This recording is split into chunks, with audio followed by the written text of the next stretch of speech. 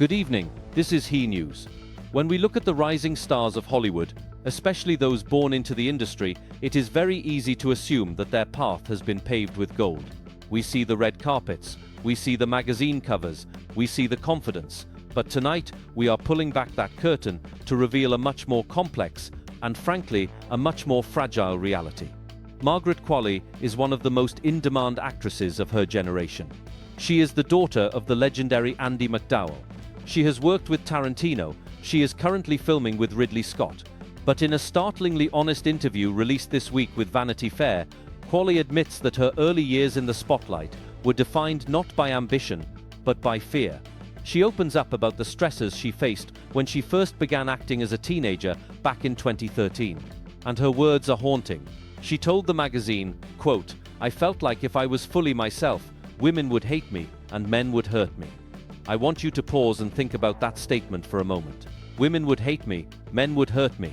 For a young woman stepping into the adult world of Hollywood, that is a terrifying baseline for existence. Qualley explains that this fear forced her to bury her true self. She felt she had to hide her femininity and hide her nature simply to survive the public gaze.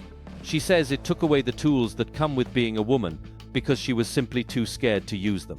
So, what changed? Qualley is now 31 years old. She is no longer that frightened teenager in the movie Palo Alto. She tells Vanity Fair that she finally feels in control of her life, and a massive part of that shift comes from her personal life. She credits her husband, the music producer Jack Antonoff, whom she married in 2023. She says, candidly, "Jack has helped me for sure, because he has made me feel more confident to explore all the parts of myself." She describes her current state of mind as leaning into Mother Earth and the divine feminine. It is a fascinating pivot. She has gone from fearing that her femininity would endanger her to embracing it as her source of power. However, this newfound confidence has come with a heavy workload. And this is where the story becomes relatable to anyone driven by success. Qualley admits that she is, in her own words, super competitive. She confesses to having eyes that are bigger than her stomach professionally. In the last 2 years alone, she has appeared in 6 feature films. She has done voice roles. She has done music videos. She admits to crashing. She describes the feeling of taking every opportunity she can get, only to realize she has created a schedule she physically cannot keep up with.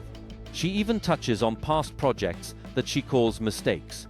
Now, she clarifies that she doesn't mean they were bad films, she simply means that, looking back, she wouldn't do them again.